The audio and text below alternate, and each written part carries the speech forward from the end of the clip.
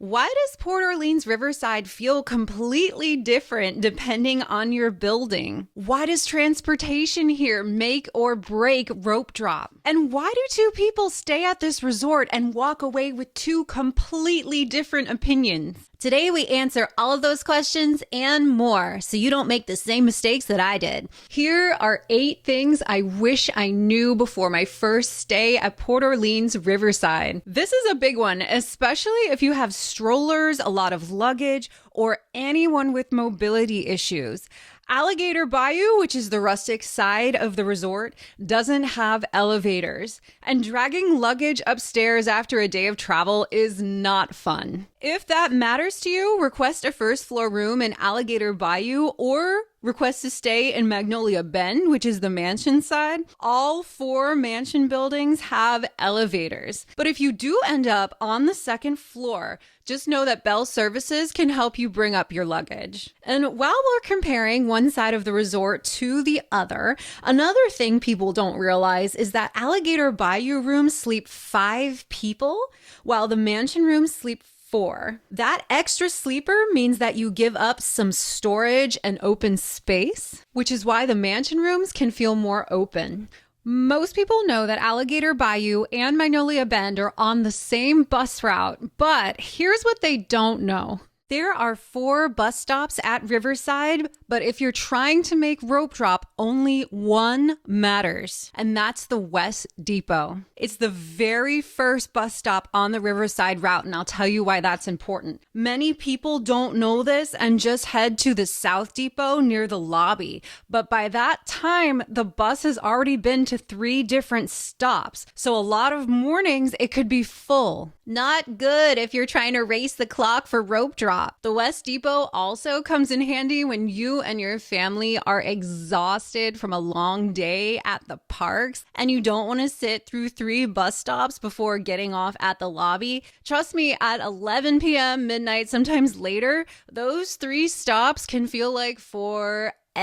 Which buildings are closest to the West Depot? That would be buildings 24, 25, and 34. Okay, now that you've got the buses covered, let's talk about which rooms feel like a free upgrade. Outside corner rooms in both Alligator Bayou and Magnolia Bend have 2 windows, which makes the room feel bigger, brighter, and more open. If you do want an outside corner room, when you request, make sure that you do say outside corner room. There are inside corner rooms, and they are very different than outside corner rooms. They only have 1 window and many times a view of the hallway, which isn't ideal if you care about your view. And there are outside corner rooms in both Alligator Bayou and Magnolia Bend that give you a river view out both windows, so double bonus. I will warn you though, you'll get very spoiled with an outside corner room. Ever since I stayed in one, I always request one. It makes that much of a difference, and like I said, if you get a nice view out both windows, it's a win. If this is helpful, I share a lot about choosing the right rooms and resorts at Disney World, so feel free to subscribe.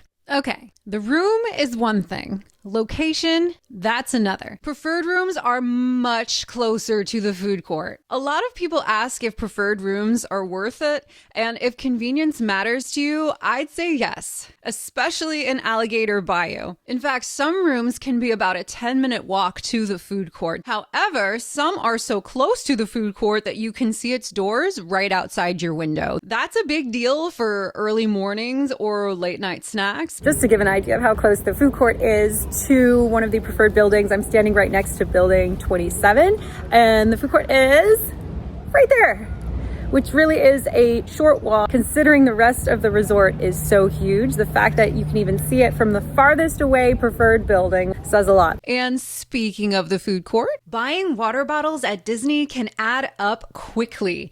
A single bottle can cost up to $6. Looking at you, Smart Water. But if you bring a thermos from home, there's a water refill station and ice right in the Riverside food court. Whether you bring your thermos with you to the park or keep it in your room during the the day, it's just one less thing to think about when you're tired and thirsty. Not to mention, you could put the money you saved towards something way more exciting than water. Which brings me to my next tip. You'd be surprised how many people don't realize this, but at Riverside, you can catch a boat to both the French Quarter and Disney Springs. Why do people do this? Because French Quarter is one of the few places at Disney that serves those world famous beignets. And compared to the ones that are served at the Golden Oak Outpost inside Magic Kingdom, that's right next to Tiana, the ones at French Quarter are way better, so I'd say it's worth the trip. If you decide not to take a boat, there is a walking path between the two resorts, which will take you about 10 minutes on foot. Plus, the boat ride to Disney Springs is super scenic and relaxing, especially at night.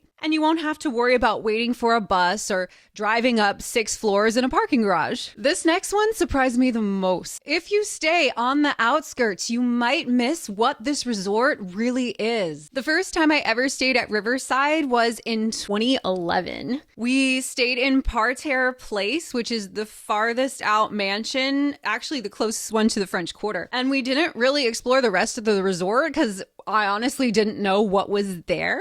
So I literally just went over the bridge to the lobby and the food court and left, and that was it. And to be honest, we left feeling kind of underwhelmed. So much that we didn't come back until 2023. And on that trip, we stayed in Alligator Bayou in a more central building. And I was literally blown away, not only by the beauty of the resort, but just how much there is to see and do. Now it's easily in my top 3 Disney resorts and definitely my favorite moderate. If you come prepared and know where to stay and where to go, you'll have a much better experience than coming in blind. Which leads me to my final tip. Some of the best views are not on the main paths. I know the resort is pretty on the main paths. I don't think anyone can argue with that. But have you ever seen the 30s buildings in Alligator Bayou? They're tucked away towards the back, so many people don't even see them. Whether it's a charming bridge or a really nice pool view, it's so lush and so beautifully landscaped, it's like you've walked into a painting. Take the time to explore. You might be surprised how quickly you fall in love with this resort. Riverside is a huge resort, which means the little details make all the difference. If you go in informed, it'll start feeling like home in no time. Hopefully this video helped you. Thanks so much for watching.